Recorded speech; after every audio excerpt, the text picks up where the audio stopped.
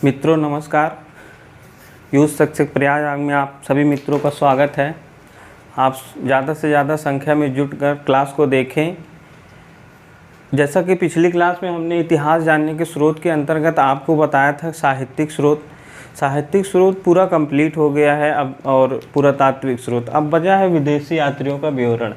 मित्र, तो आज हम आपका विदेशी यात्रियों का विवरण ख़त्म करके इतिहास जानने के स्रोत को ख़त्म कर देंगे, फिर नए चैप्टर पढ़ाएंगे कल से। आज सुबह से मैं 2 बार प्रयास किया मित्र, लेकिन इलाहाबाद में थोड़ा लाइट की कंडीशन गड़बड़ हो गई थी, इसलिए नहीं ले पाया क्लास। तो मैं आज आपकी क्लास ले रहा हूँ।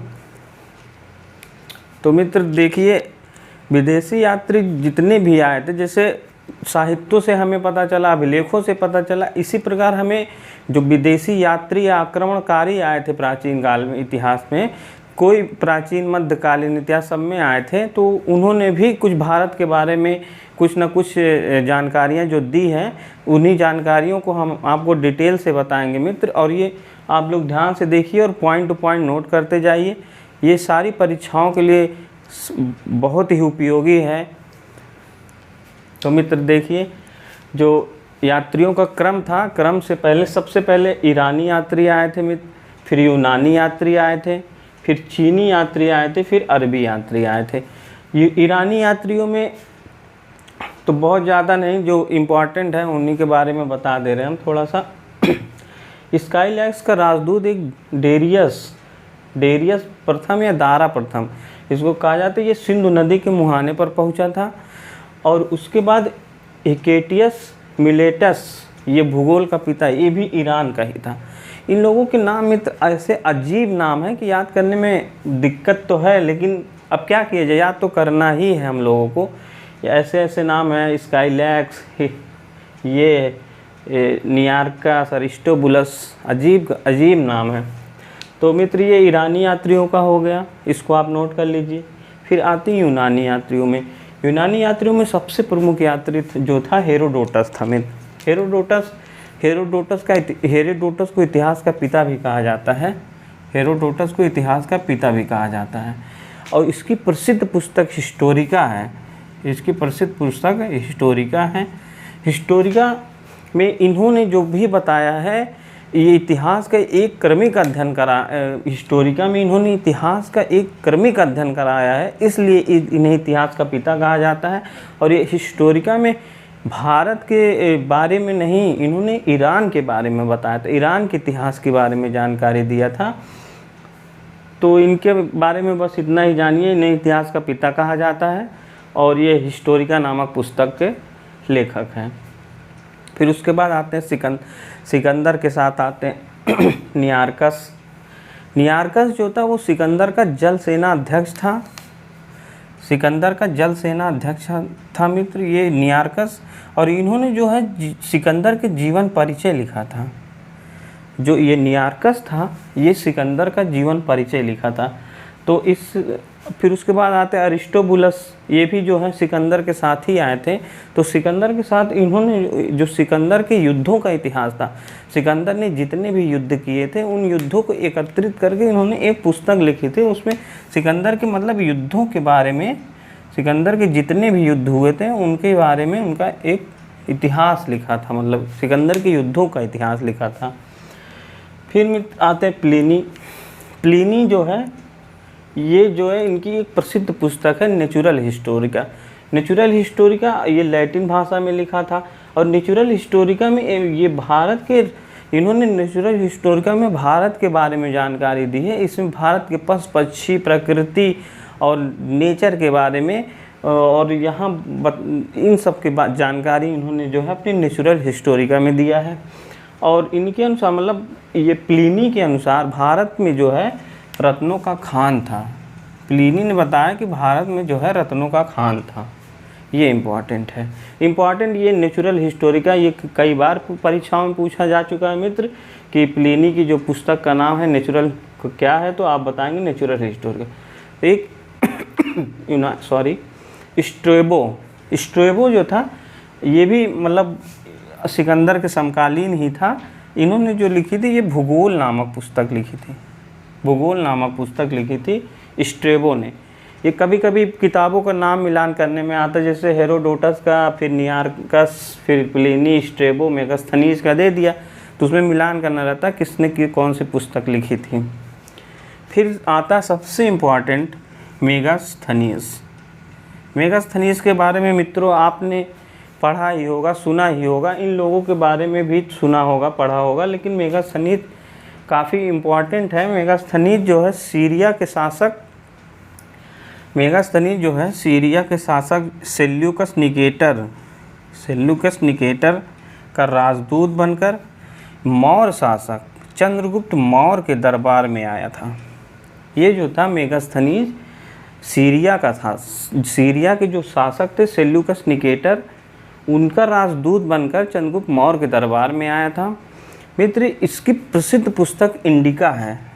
इंडिका से हमें इन्होंने मेगास्थनीज ने इंडिका में ही भारत के बारे में बहुत सारी जानकारियाँ दी है, जिससे हमें आज ये इंडिका से पता चलता है कि भारत में क्या क्या उस समय मौर्यकालीन था। तो मित्र देखते हैं इंडिका में इन्होंने क्या क्या जानकारियाँ दी। मेगास्थनीज ने इंडिका में बताया कि भारत में 58 नदियों का वर्णन किया था, और पाटलिपुत्र जो थी, पाटलिपुत्र को इन्होंने पोलीब्रोथा कहा था। और मेगास्थनीज ने कहा था कि भारत में दास नहीं होते थे, भारत बहुत समृद्धशाली उस टाइम था मौर्य काल में। और इन्होंने वर्ग मतलब भारतीय समाज जो था उस 7 वर्गों में विभक्त था। इन मेगास्थनीज के टाइम 7 वर्गों में विभक्त। और इन्होंने बताया कि भारतीयों को लिखने की जानकारी नहीं थी, भारतीय लिखने में बड़े आलसी होते थे, सुनने में ज़्यादा बिलीव करते थे। और ये भी बताया कि भारत में जो है अकाल नहीं पड़ता है। उस टाइम मतलब मौर्य काल बहुत ही समृद्धशाली काल था। चंद्रगुप्त मौर्य के समय ये मेगास्थनीज ने अपनी सारे भारत के बारे में वर्णन जो है अपनी इंडिका में किया है, और जितनी भी चीज़ें बताई हैं सब सत्य बताए हैं। और ये मेगास्थनीज जो था भारत में 6 साल लगभग जो है रहकर अपना यहाँ सारी भारत के बारे में जो भी जानकारियाँ थी उसको इकट्ठा करके अपनी पुस्तक इंडिका में लिखा था। ये काफ़ी इम्पॉर्टेंट है, ये कई बार परीक्षाओं पूछा। मित्र, इसको जो है आप ज़रूर से ज़रूर याद करिएगा। मेगास्थनीज के पुस्तक का नाम इंडिका था, और ये किसके शासनकाल में आया था? ये मौर्य शासन चंद्रगुप्त मौर्य के काल में आया था। तो मित्र, ये यूनानी यात्री हो गए। आइए अब हम देखते हैं चीनी यात्री कौन कौन है। एक बार और आपको बता दें कि आप इसको रिवीजन कर लीजिए। जैसे ईरानी शासक स्काइलैक्स का राजदूत बनकर दारा प्रथम डेरियस आया, तो जो सिंध के मुहाने पर पहुंचा था भारत के। एक हिकेटियस मिलेटस था, ये इसे भूगोल का पिता कहा जाता है। ऐसे डायरेक्ट क्वेश्चन पूछ लेता है भूगोल का पिता किससे कहा जाता है, तो ऐसे आप बता देंगे। और ये पूछ सकता कहाँ का था, तो आप ईरान बताएंगे। यूनानी शासकों में मित्र हेरोडोटस था। हेरोडोटस इतिहास का पिता कहा जाता है इनको। इन्होंने हिस्टोरिका नामक पुस्तक लिखी है। और फिर उसके बाद नियार्कस आता है। नियार्कस जो है सिकंदर के समकालीन था। इन्होंने जो है ये सिकंदर का जल सेना अध्यक्ष था, और इसने जो है सिकंदर की जीवनी लिखी थी, ये इम्पॉर्टेंट है। अरिस्टोबुलस सिकंदर जितने भी युद्ध किए थे उनका एक संग्रह करके उनके युद्धों का इतिहास लिख दिया था। फिर प्लिनी लैटिन भाषा में नेचुरल हिस्टोरिका, इनकी ये सबसे प्रसिद्ध पुस्तक है नेचुरल हिस्टोरी। ये भारत की जो प्राकृतिक चीज़ें हैं, नेचुरल चीज़ें हैं, उसके बारे में इन्होंने अपने नेचुरल हिस्टोरिका में लिखा था। और इन्होंने बताया कि भारत में जो है रत्नों का खान था। अब फिर स्ट्रोबो जो था उसे भूगोल नामक पुस्तक लिखी थी। बस इतना जानिए भूगोल नामक किसने लिखा, भूगोल का पिता किसे कहा जाता है, और नेचुरल हिस्टोरिका किसने लिखी। मेगास्थनीज जो था, ये मेगास्थनीज सीरिया का शासक सेल्यूकस निकेटर का दूत बनकर भारत के उस टाइम जब ये भारत में आया था, तो ये उस समय जो है मौर्य शासन चल रहा था। तो मौर्य शासन चंद्रगुप्त मौर्य था, उसी के शासनकाल में ये भारत में आया, और इसने अपनी एक प्रसिद्ध पुस्तक इंडिका लिखी। और इंडिका में मित्रों ये जो है भारत के समाज के बारे में, राजनीति के बारे में और क्या क्या थी सारी चीज़ों के बारे में एक लिखा हुआ था। तो इससे हमें इसकी इंडिका से तमाम जानकारियाँ भारत के बारे में मिलती है। तो मित्र आइए अब देखते हैं कि हम लोग चीनी यात्रियों में सबसे ज़्यादा प्रमुख 2 यात्री हैं मित्र। एक तो है ह्वेनसांग और दूसरा फाहियान।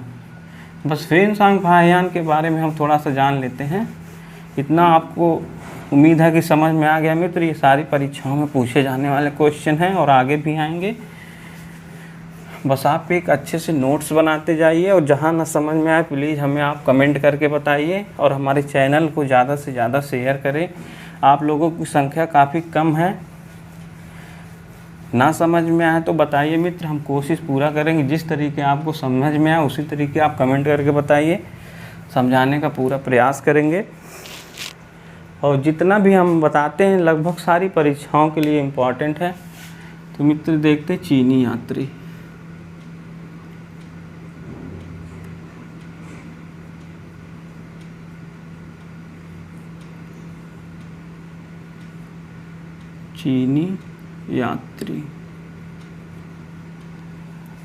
चीनी यात्रियों में सबसे प्रमुख चीनी यात्रियों में जो सबसे प्रमुख यात्री है वो है फाहियान।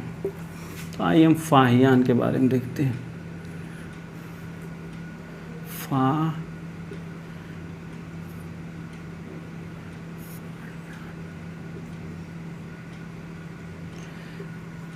भारत में जितने भी चीनी यात्री आए थे, ये जो है भारत में चीनी यात्रियों को आने का मतलब ये था कि बौद्ध धर्म और जैन धर्म, ये लोग बौद्ध धर्म और जैन धर्म के बारे में जानकारियाँ इकट्ठा करने के लिए भारत आए थे और उसी जानकारियों के लिए ये लोग आए थे भारत में। तो फाहियान, जैसे फाहियान जो आया था ये लगभग 399 ईस्वी के करीब आया था और ये गुप्त काल में आया था। 399 ईस्वी में भारत आया।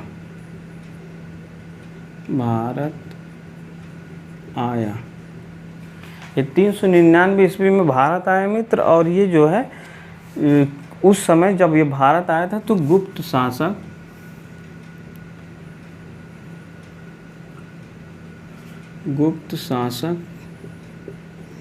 चंद्रगुप्त विक्रमादित्य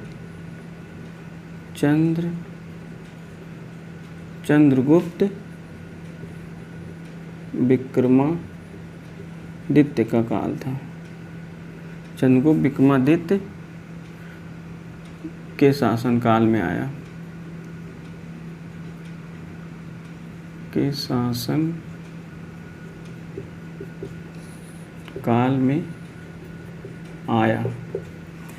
फाहियान जो तो मित्र ये भारत में 399 में आया था। ये गुप्त शासक चंद्रगुप्त विक्रमादित्य के शासन काल में आया था।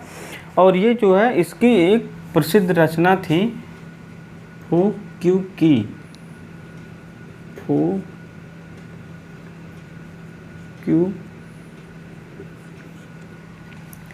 इसकी फाहियान की जो रचना थी उस रचना का नाम था फो क्यू की। फाहियान ने भी भारत के बारे में बहुत सारी जानकारियाँ दी है। जैसा कि इसने जो बताया कि मध्य एशिया में जितने भी शासन थे बहुत ही समृद्धशाली शासन था। और ये मित्र जो आया था ये स्थल मार्ग से आया था। और कभी कभी परीक्षाओं में ये भी पूछ लिया जाता है कि स्थल मार्ग से आया था। स्थल मार्ग से आया था मित्र। ये फाहियान जो था स्थल मार्ग से आया था और स्थल मार्ग से ही गया था। ये भी परीक्षाओं पूछ लिया जाता है। तो इतना जानिए चीनी यात्री में यही सबसे ज़्यादा पूछा जाता है कि ये किसके शासन काल में आया था। तो आप ये गुप्त शासक चंद्रगुप्त विक्रमादित्य याद करते रहिए कि ये चंद्रगुप्त विक्रमादित्य के शासन काल में आया था। और ये भारत के बारे में बताता है कि भारत में जो है चोरी नहीं होती थी, लोग अपने घरों में ताला नहीं लगाते थे। तो इसको हम बहुत सारी बातें ये बताया था। तो जो मेन है ये भारत के बारे में बताया था कि भारत में चोरी नहीं होती थी।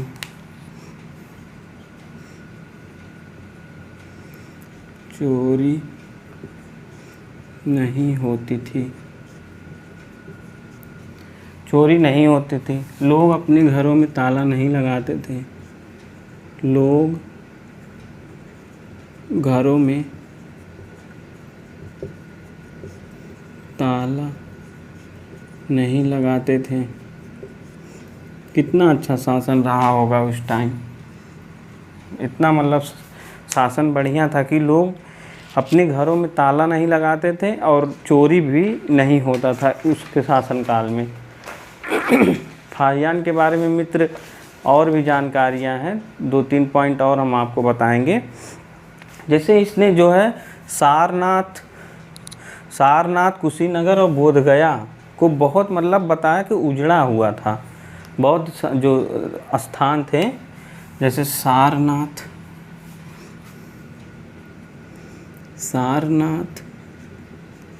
बोधगया,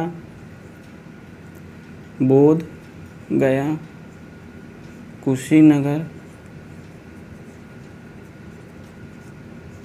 ये स्थानों को इसने बताया कि उजड़ा हुआ नगर था, उजड़ा। तो इससे ये अंदाज़ा लगाया जाता है मित्र कि ये सब सारे जो जितने थे ये बौद्ध धार्मिक स्थल थे। तो इससे ये पता चलता है कि गुप्त काल जाते जाते ये यहाँ के जो शासन व्यवस्थाएं थी बौद्ध धर्म ना अपना करके गुप्तों ने वैष्णव धर्म अपना लिया था। तो मित्र वहाँ बौद्ध धर्म का ज़्यादा बोलबाला नहीं था। और इसने एक चीज़ और बताया, पेशावर में कनिष्क, कुषाण शासक कनिष्क द्वारा एक जो है बौद्ध चैत्य बनवाया गया, तो उसकी प्रशंसा किया था। पेशावर में कनिष्क शासक द्वारा बौद्ध चैत्य बनवाया था। बौद्ध चैत्य की प्रशंसा किया था। मित्र जो है ये कुषाण शासक जो था कनिष्क कुषाण सबसे महान शासक, इन्होंने एक बौद्ध चैत्य का निर्माण करवाया था जिसकी इन्होंने प्रशंसा की थी। और ये बताता है कि उस समय शासन में जो है लेन देन का माध्यम कौड़ियों के माध्यम से किया जाता था, कौड़ियों के माध्यम से। कौड़िया तो आप लोग देखे ही होंगे, सफ़ेद सफ़ेद होती है, गांव में पाया जाता था पहले, अब तो वो भी नहीं दिखता। ये कौड़ियों के माध्यम से लेन देन होता था। तो मित्र इतना फाहियान के बारे में बहुत है। फाहियान 399 ईस्वी में आया, भारत आया, और ये गुप्त शासक चंद्रगुप्त विक्रमादित्य के शासनकाल में आया था। और इसकी प्रमुख रचना जो है फोक्क्यू रचना, इसकी रचना है, इसकी जो है रचना का नाम फोक्क्यू है। ये स्थल मार्ग से आया और स्थल मार्ग से गया। और इन्होंने भारत के बारे में बताया कि उस समय गुप्त काल में भारत बहुत समृद्धशाली शासन व्यवस्था थी। वहाँ चोरी नहीं होती थी, वहाँ लोग घरों में ताला नहीं लगाते थे। और इन्होंने बौद्ध स्थलों के बारे में बताया है कि उसके शासनकाल में बौद्ध स्थल जो थे उजड़े हुए थे। तो गुप्त काल तक आते थे ये बहुत मतलब अच्छी स्थिति नहीं थी। और इन्होंने एक बौद्ध चैत्य जो है कनिष्क द्वारा जो है बौद्ध चैत्य, कनिष्क पेशावर में है, पेशावर में कनिष्क शासक जो था उसको एक चैत्य की उन्होंने प्रशंसा की है कि अच्छा चैत्य है। और लेन देन का जो माध्यम था वो कौड़ियाँ थी। तो मित्र इतना आप नोट कर लीजिए। फिर इसके बाद एक यात्री और आया है ह्वेनसांग। ह्वेनसांग ने क्या क्या बताया, किसके शासनकाल में आया और कब आया, इसको आपको बताते हैं। इसको आप नोट कर लीजिए, ठीक है, मिटाते हैं।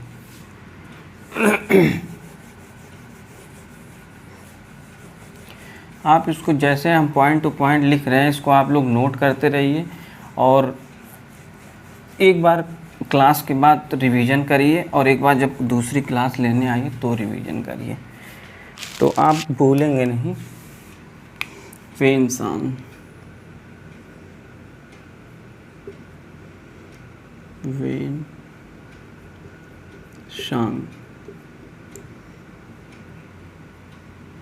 मित्र, ये भी जो था चीनी यात्री था, ये भी जो है ये भी भारत में जो आया था, तो ये भी वही बौद्ध धर्म और स्थलों और इन सब की जानकारियों के लिए भारत आया था। तो ये भारत जब आया था, ये लगभग 629 ईस्वी में भारत आया,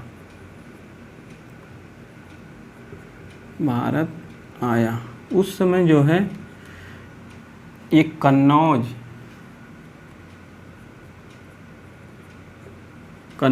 के शासक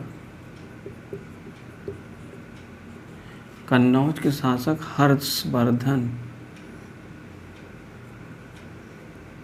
कन्नौज के शासक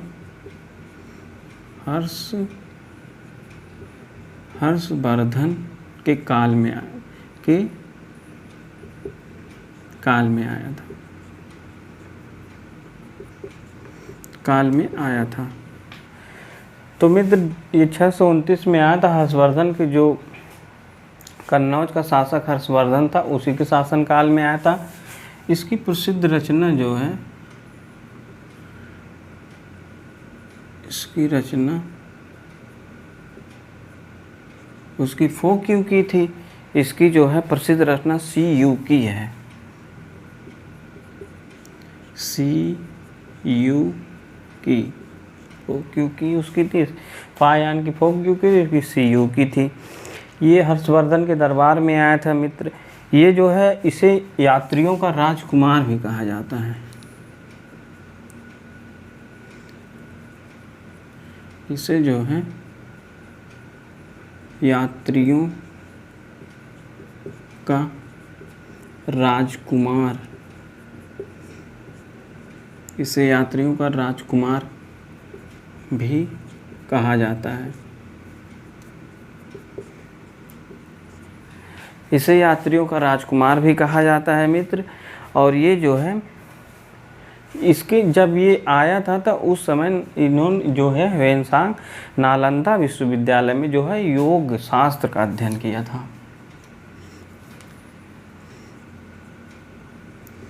नालंदा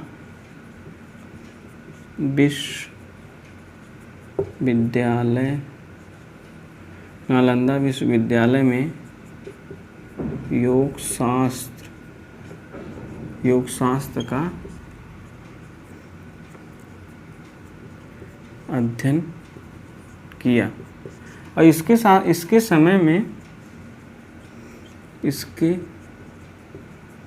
समय में वहाँ के जो कुलपति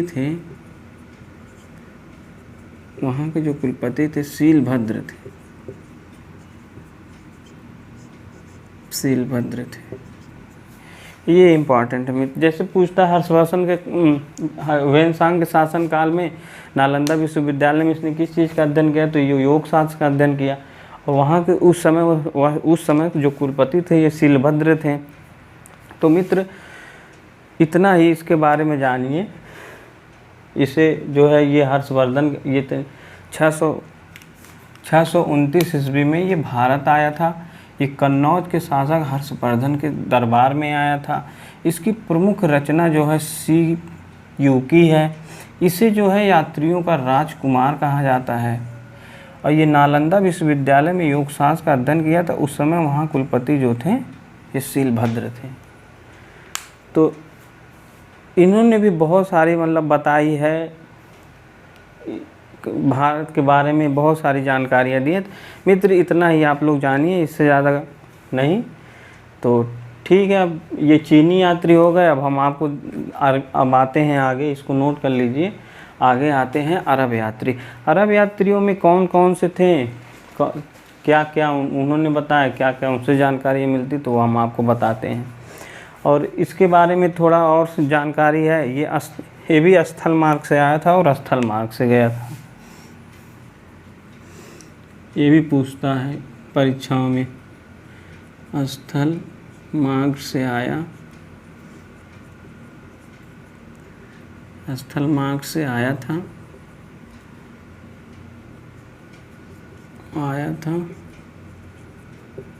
और स्थल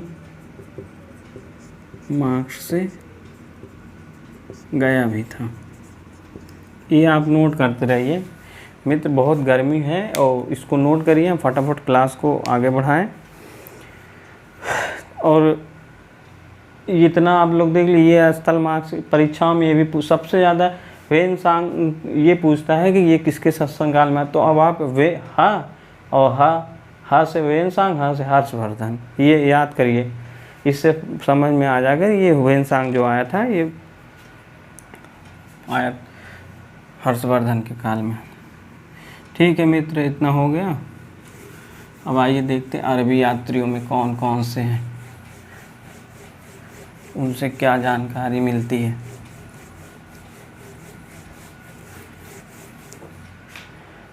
अरबी यात्री,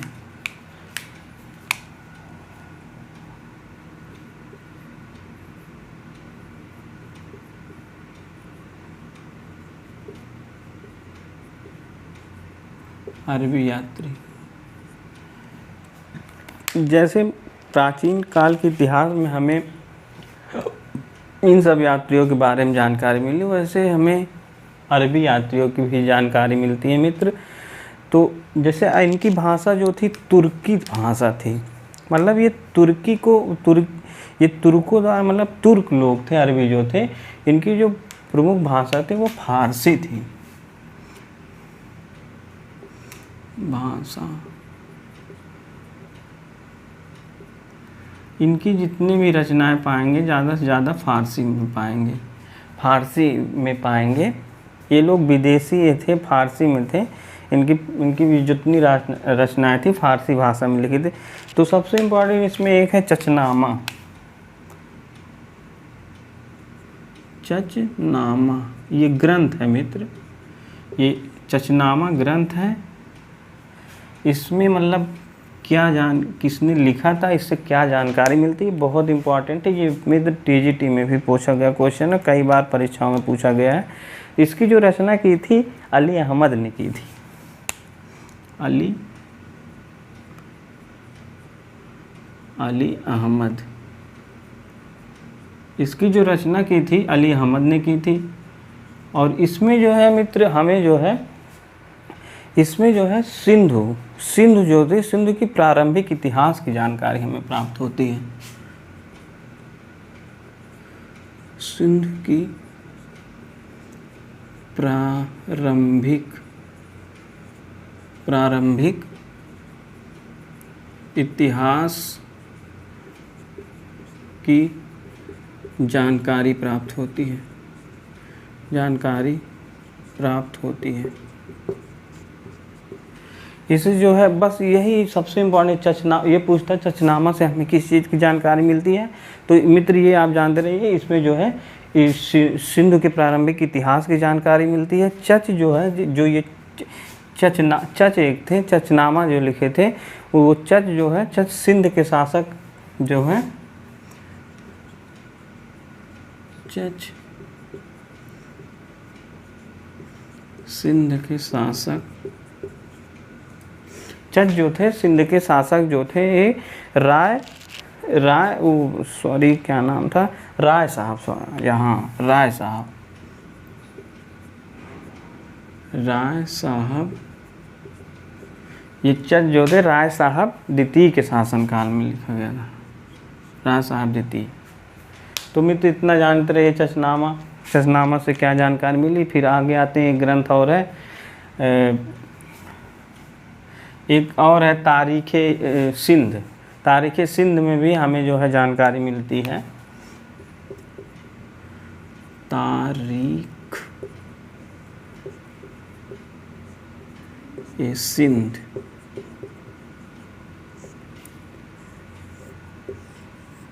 इसमें भी जो हमें मिलता है, ये इसकी जो रचना की थी ये थे मीर मोहम्मद इसकी जो रचना किए थे जो मीर मोहम्मद मासूम थे। मीर मोहम्मद मासूम।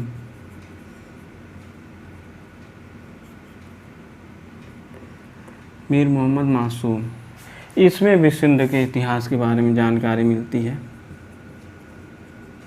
इसमें भी सिंध के प्रारंभिक इतिहास की जानकारी है।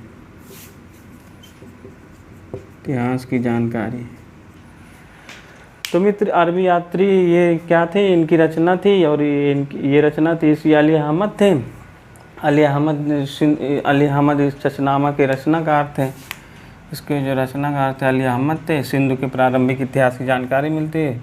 सिंध के शासक राय साहब द्वितीय शासनकाल में थे।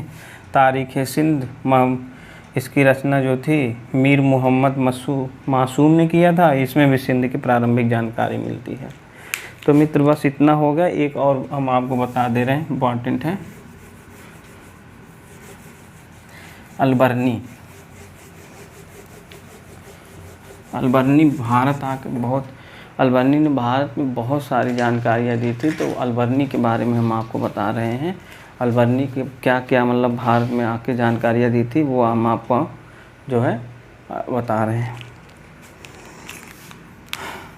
अलबर्नी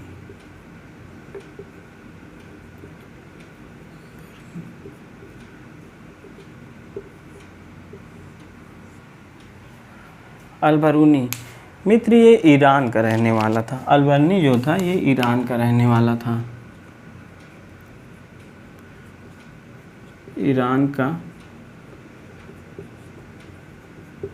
रहने वाला था। ये मित्र ईरान का रहने वाला था। ये लगभग जो है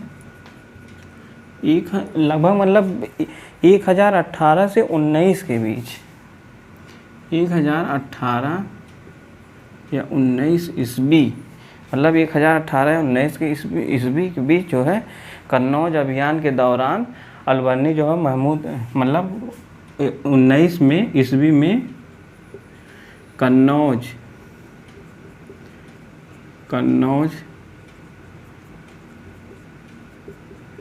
अभियान के दौरान महमूद गजनवी जो था महमूद गजनवी इसे भारत लाया। महमूद गजनवी के साथ भारत आया।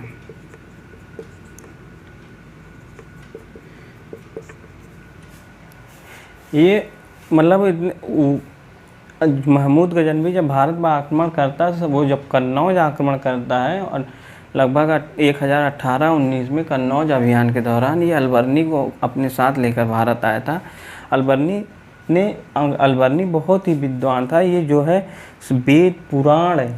वेद पुराण भगवत गीता और स्मृतियों का जो है अध्ययन किया था।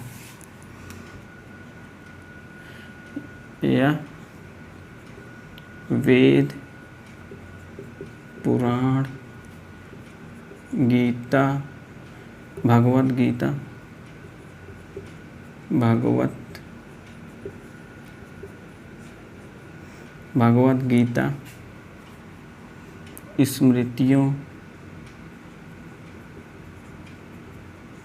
स्मृतियों का अध्ययन किया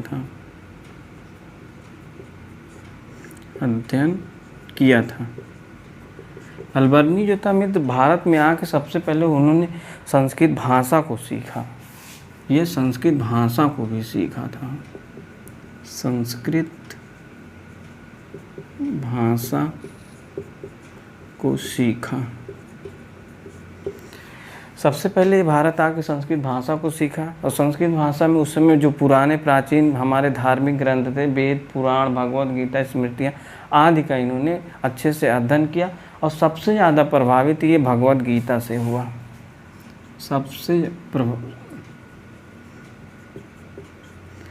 सबसे ज़्यादा प्रभावित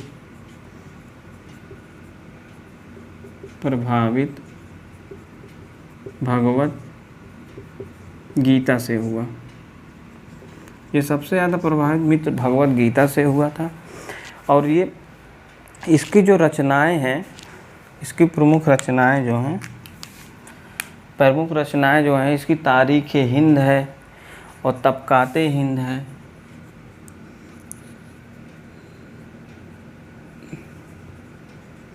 तारीख़ हिंद,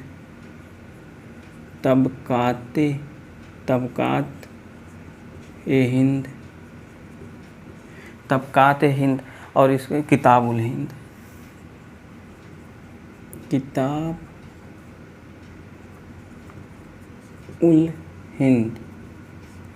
ये इसकी रचना है। अलबर्नी की जो रचना है ये प्रमुख यही है।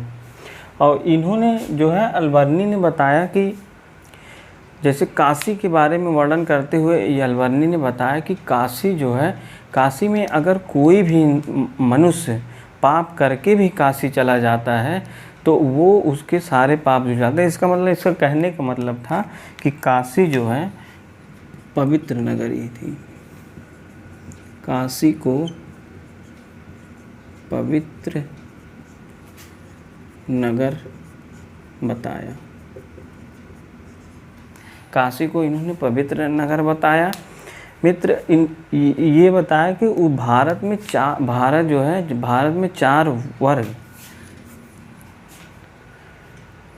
चार वर्ग कहाँ बताएं, नीचे हो जा रहा है, इतना आप लोग नोट कर लीजिए मित्र। फिर आगे हम और 2-3 पॉइंट है इसमें बता दें। यहाँ लिख देते हैं, ये 4 वर्ग और जाति उपजाति, 4 वर्ग और जाति और उपजाति उस समय भारत में 4 वर्गों में विभाजित था और जातियाँ और उपजातियों में विभाजित था। इसके बारे में बताया था। और इसने एक इम्पॉर्टेंट ये बात बताई थी, जैसे भारतीय जो है ताड़ के पत्तों पे लिखते थे, लिखने से पहले सबसे पहले ओम शब्द का प्रयोग करते थे। भारतीय ताड़ के पत्तों पर लिखते थे। आप बोलते हैं, लिखते जाइए, राइटिंग थोड़ा, लिखते थे। और सबसे पहले लिखने से पहले जो है ओम